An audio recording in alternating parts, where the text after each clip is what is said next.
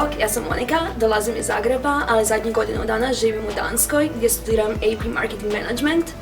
Program traje 4 semestra, ja sam trenutno na 3., a 4. semestar radim internship u Beču. To je jedan od razloga zašto sam došla, imate mnogo internacionalnih prilika.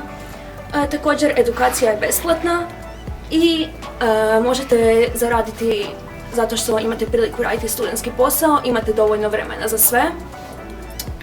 Također, radi se u manjim grupama, što je puno bolje.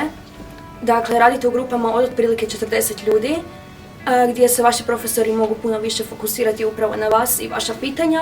Također ćete raditi sa pravim kompanijama, što je odlična prilika da vidite kako zapravo funkcionira svijet marketinga.